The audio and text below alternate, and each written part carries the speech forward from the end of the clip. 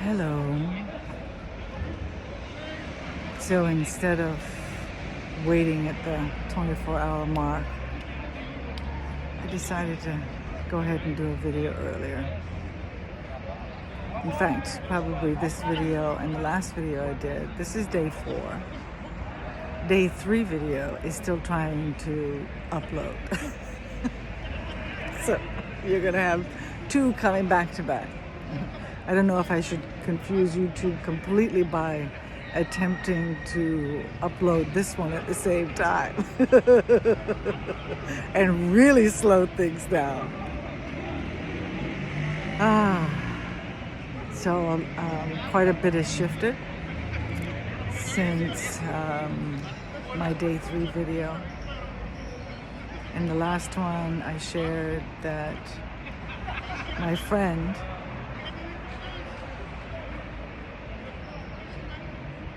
my sister in color, my sister in humor, and my sister in wisdom, and my sister in kindness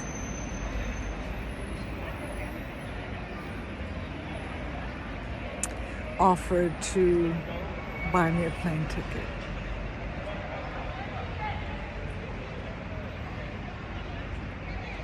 One of my stories has been that black women don't like me, black women don't support me emotionally or financially, offered to assist me. I'm the one that chases after them, and there's always this thing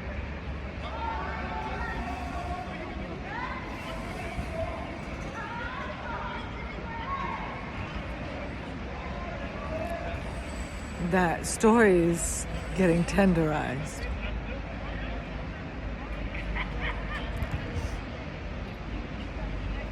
Shawnee, I can't tell you how much your offer has meant for me. And there was another woman of color, now that I remember it. We had met through Facebook, and that felt like a budding, growing sisterhood. And I was having so much fun. And then challenge came in, triggering came in, and in my view, she wasn't able to hold the container I could hold. And she accused me of being a malignant narcissist, and she asked me to leave. It was in the evening time, early evening time, maybe around 6 or 7. I actually offered to her, I said, you know, if you believe I'm a malignant narcissist, then you should be very uncomfortable with the idea of coming home and me being here. Do you want me to leave? And she immediately took me up on my offer and said, yeah, I want you to leave. And then a little later she said, actually, I want you to leave tomorrow. In fact, tomorrow morning when I'm leaving at 6:37. And I was in a panic of where I was going to go, because there I was with Gracie, and I had a tent.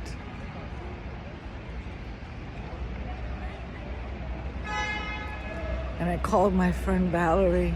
I sent her a message and I asked her if she would give me a ride.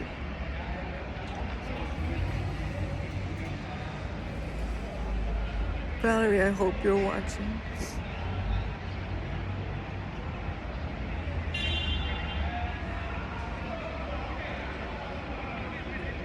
She was the one that responded on short notice. And one black woman dropped me off and another black woman picked me up.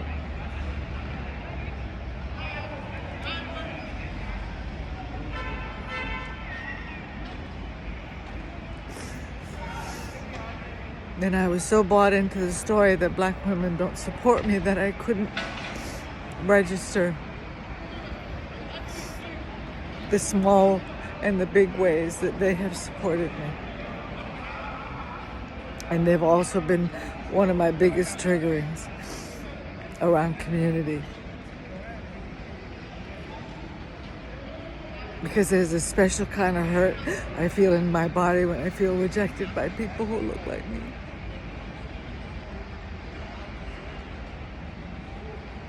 Who are women like me, who are in a brown skin like me.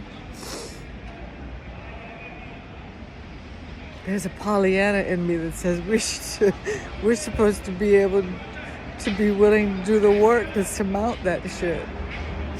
Because we recognize how powerful we are when we are united.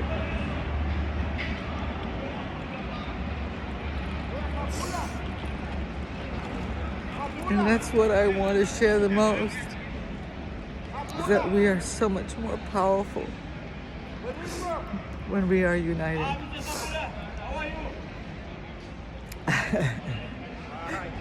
The gift of day 4, and I didn't even realize it, because this is not what I was going to talk about. I was going to talk about the shifts. Well, this is, one of the shifts. And Shawnee and Valerie and Tanya and all the black women that I have loved and felt loved by and also felt rejected by.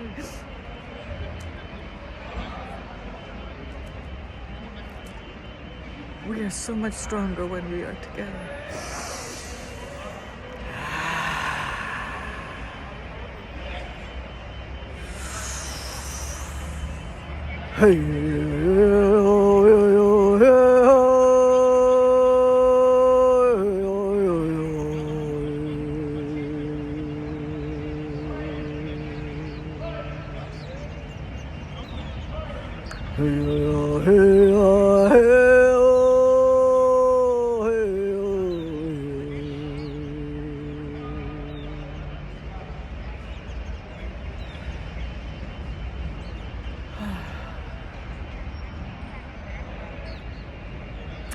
So since day 3 to day 4,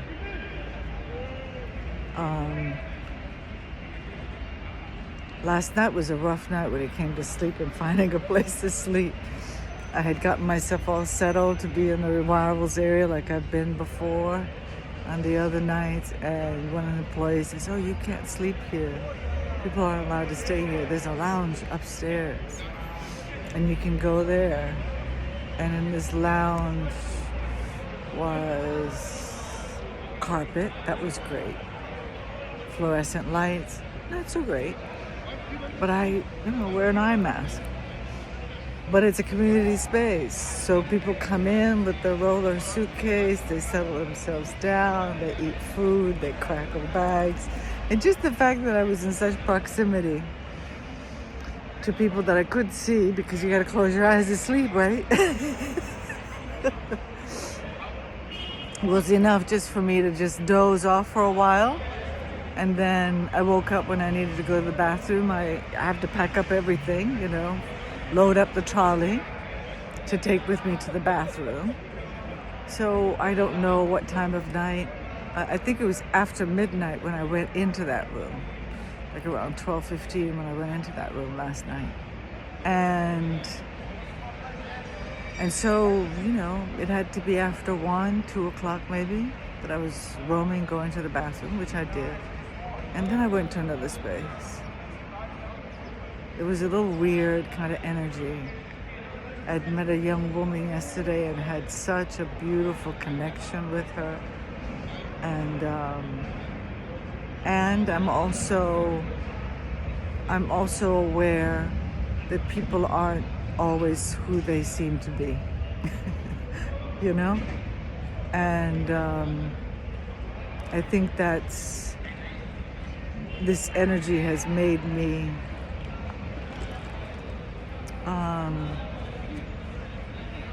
I've had the experiences I've needed to experience. But there's a way for me to really not make my relationship so much a teachable moment all the time. Because that's what I do. I use these experiences of triggering to free myself. So it's class in. Class is always in session. I enjoy the romance part of a meeting, and I also benefit from when it starts to fall apart, because I do my work with myself. And it makes it easier for the next encounter. And it makes it easier for the next encounter. And then I can also choose to feel through really early and abandon where I feel like the energy is not going to be of any benefit. The mindset is set, and I like to be with people who at least desire transformation in their life, even though they may be terrified, and they're aware of the other part that goes, no, don't hang on to what we have. At least we can count on this. You know, we can count on this. Look, if you abandon this, then maybe it'll get worse. My brain has never told me, you know what? Let's jump in. My brain has just been so conditioned by survival mode. And so, you know, why not have a day that I go, oh, let's jump in? And in a way, I do. But I'm honest in what's flowing in the moment. I have to be. I spent so much time in denial and trying to spiritualize and go on a higher level, but bypassing the whole time. I thought if I could pretend my way into a calm, peaceful demeanor, I would get there. Oh. Yes, I basically had to work for that. So anyway, I had written my mother an email on Sunday, and on Monday it came to me to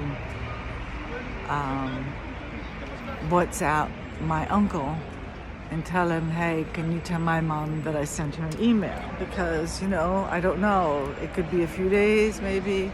I remembered her to being very anxious to check her emails and her messages, you know. She was kind of like a secretary with herself. So, but I just leaned into the little message and said, you know, why don't you send a text to your uncle? And I did. And then Tuesday, I got the nudge, call your uncle, don't text him. Because it's Tuesday now and you haven't heard anything. And there's a 6-hour difference. So I called him and we had a voice call. And I asked him if he had, you know, if everything was okay. Because, you know, just because you don't hear anything doesn't mean that things are okay. Maybe people just don't even bother to notify you. In their huff and their puff, eh? And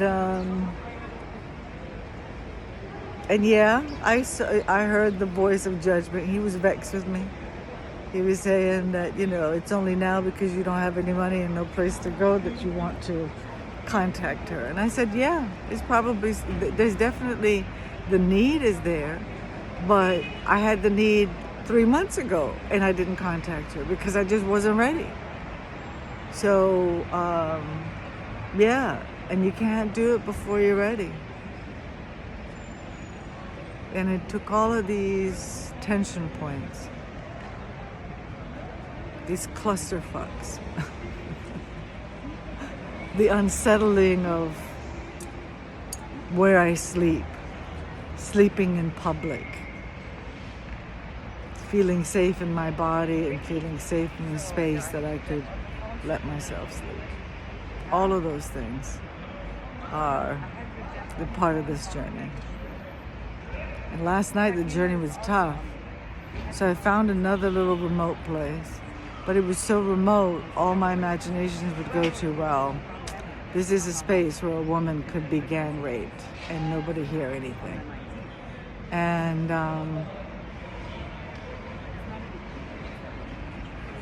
I inquired in with my body and said, is this a true fear that you feel, body? Or is it something that my mind has created? What do you need? Where do you want to be? And my body wanted to be in very light sleep, in a rest mode that wasn't totally unconscious. Because that's the reality of being a woman today.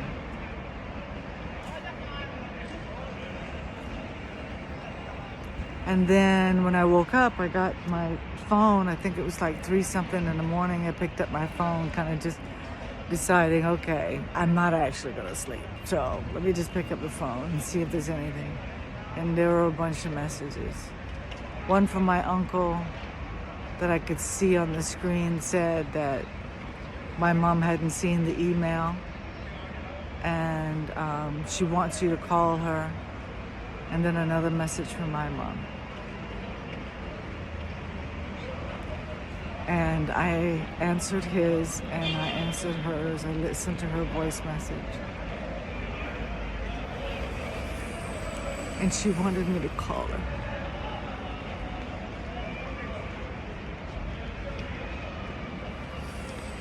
Because I had sent her the video, the day 2 video. Because I didn't know that I was going to say what I was going to say and come to a realization about in a way that I wanted to communicate publicly. For those women who have mother wounds,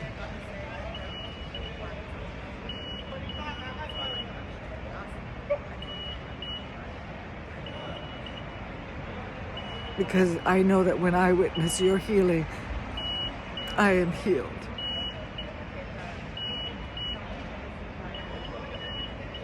And so my highest desire is that this video serves as a healing for you too, in your witnessing of my healing.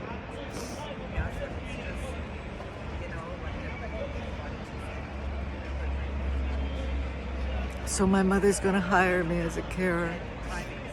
She's realized that my brother can help her with some things, but not everything, and that she does need help.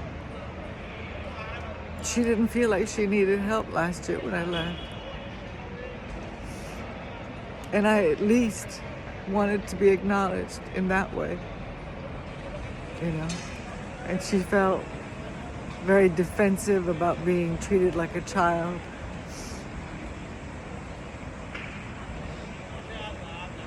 And I don't know what being 85 is. I'm 62.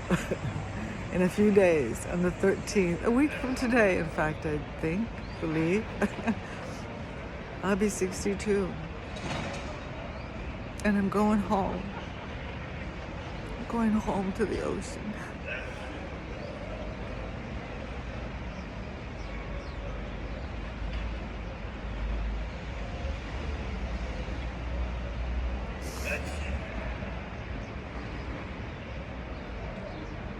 The Caribbean is the only place I've ever felt like home. The closest I've ever felt like home. Islands are what feel like home to me. And yeah, I need to be there. I need to be there X amount of months to restore myself. And we're going to find a way for me to flow and continue to be able to travel and also be of assistance to my mom.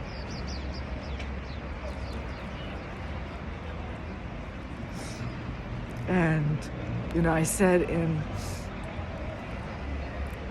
the second day video diary, I said that I felt like the highest service a daughter could do for a mother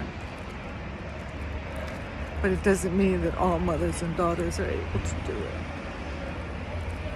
And I want to acknowledge that too, because I didn't think that we could do it.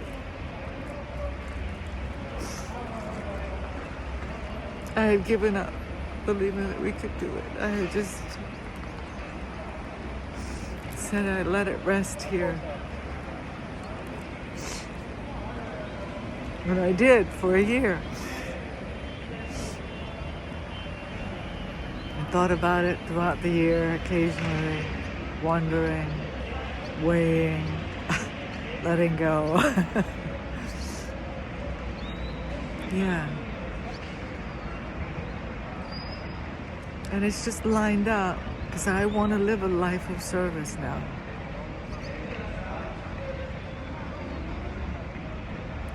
Nothing else feels meaningless. It feels meaningful. And I want to go for meaningful. I want to believe in the fact that we can have a meaningful life, whatever that is for us. Whatever edges that we choose to travel on.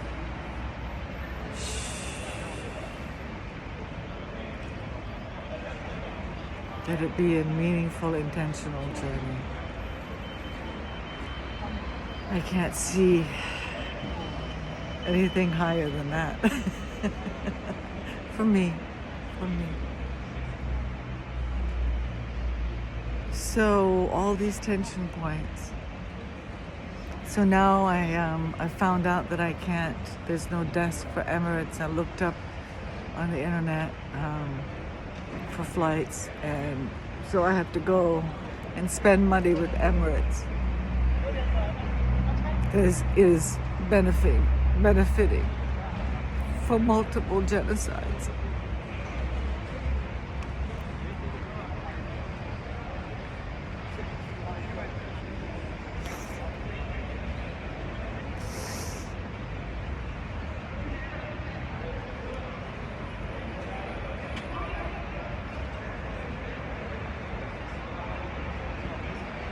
Where a need can override a principle.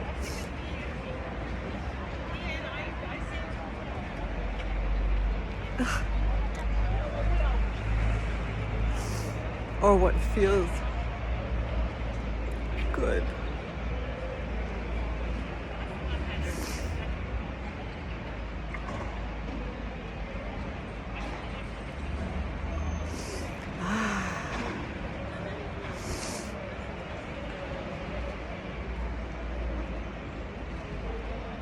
Just my very existence contributes to the demise of this planet that I love so much.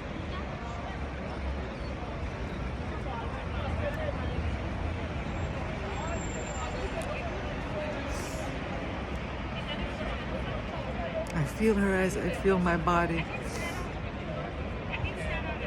She's a relative. She's an ancestor.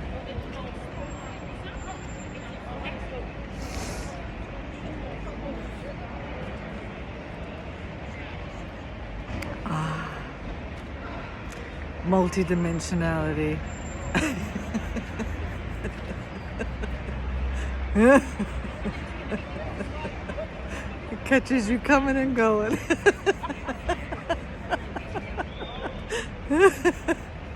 Oh my. So yeah, so there's a flight to book and money to be transferred and passport to be picked up and flight to be taken.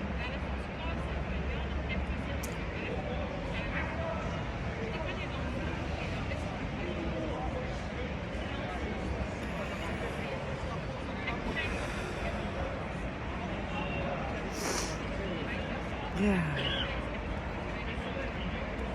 So I'm gonna go and hang out in international arrivals on my day 4. And I'm gonna witness that joy of people arriving internationally. Traveling longer distances. And how much that amps up the joy. And then I'm going to look for flights. And yeah, do the next steps. Thank you for bearing witness. Thank you for holding me in whatever way that's been your experience.